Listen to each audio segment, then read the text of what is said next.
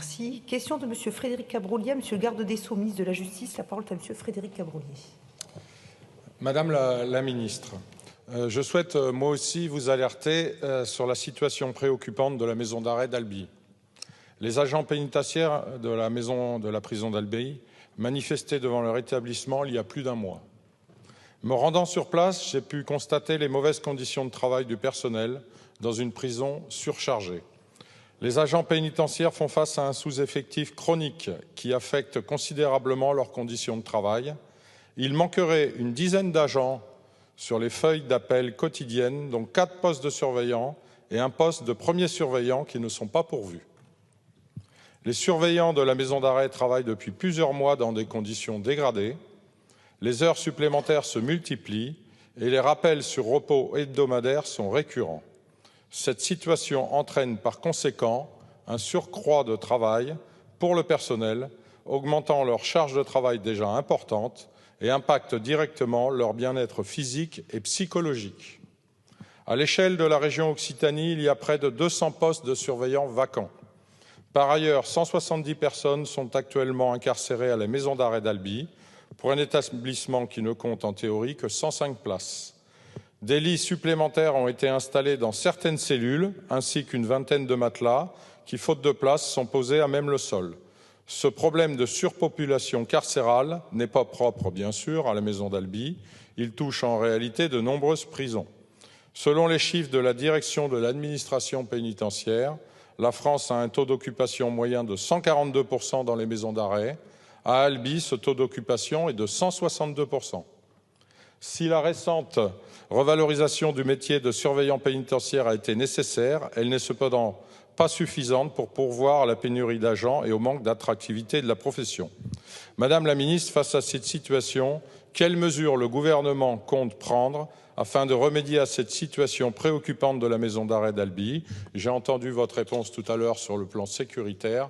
Là, il s'agit manifestement surtout d'un manque de postes de surveillants qui ne sont pas pourvus. Je vous remercie.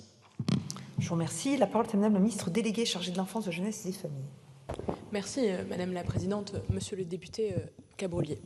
Effectivement, j'ai commencé mes propos sur la question plutôt de protection du bâti, la protection des agents de la pénitentiaire. Parce qu'on ne le dit pas assez, les saluer leur travail qui est absolument essentiel, et la priorité, bien sûr, du garde des Sceaux est l'accompagner.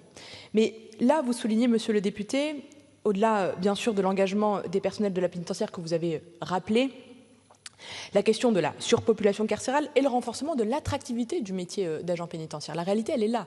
C'est que s'il y a des postes qui ne sont pas pourvus, d'abord, c'est parce qu'il y a de la violence aujourd'hui et de la surpopulation carcérale. Donc les conditions de travail ne sont pas suffisantes, en tout cas au moment sur la ligne de départ, ne permettant pas les recrutements et de l'attractivité des plus jeunes. Et c'est pour ça que le garde des Sceaux a d'abord fait quoi ?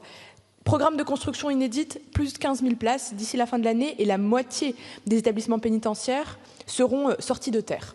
Ça, c'est pour répondre à la surpopulation carcérale. Plus de 6 000 nouveaux emplois créés dans la pénitentiaire depuis 2017.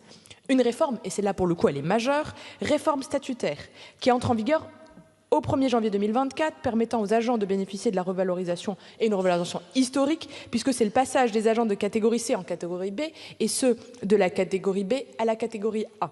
Et sur la fiche de paye, concrètement, ça représente quoi, au-delà de la question de la catégorie? C'est 300 € mensuels.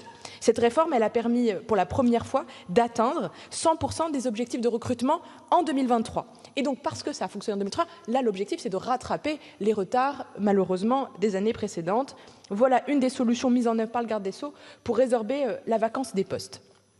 En ce qui concerne la prison d'Albi en particulier, et face à chaque situation, l'administration pénitentiaire est bien sûr pleinement investie pour favoriser l'orientation des détenus vers des établissements pour peine, bien sûr pour réguler d'abord localement les effectifs, mais pas que.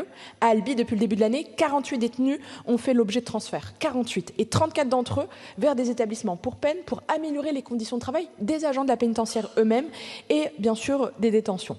S'agissant des effectifs, du corps des surveillants, brigadiers chefs et majors pénitentiaires, le taux de couverture s'élève à 98%, ce qui est supérieur à la moyenne nationale qui est de 90%. L'unique poste vacant aujourd'hui, de manière assez claire, c'est le poste vacant du surveillant qui a été ouvert à la mobilité pour une prise de fonction en octobre 2024, donc ça va normalement s'améliorer. Et concernant le corps de commandement, à savoir les officiers, ce taux s'élève à 80% en raison du poste vacant que vous avez souligné, et ce poste est proposé dans le cadre de la mobilité en cours des officiers pour une prise de poste en septembre 2024. Donc le taux de couverture de la maison d'arrêt d'Albi devrait atteindre en octobre 2024, monsieur le député, 100% donc, des agents.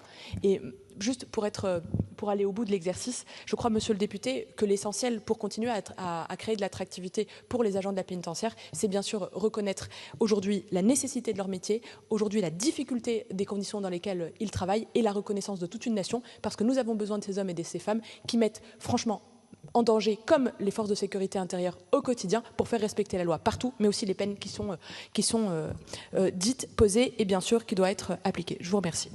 Je vous remercie. M. Cabrolier. Oui, juste un mot. Déjà, je vous remercie, Madame la Ministre, pour vos réponses spécifiques sur la maison d'arrêt d'Albi. Il y a aussi une problématique dans notre département, le Tarn, c'est qu'il y a une seule prison, une seule maison d'arrêt. Et dans le sud du Tarn, vers Castres, il y a la problématique de la maison d'arrêt, où ils sont obligés même de monopoliser des policiers pour les amener à Béziers à plus d'1 heure, ou à Albi à pas loin d'1 heure, ou à Toulouse, à Saïx. Merci à vous, en tout cas, pour vos réponses. Je vous remercie. Question de Mme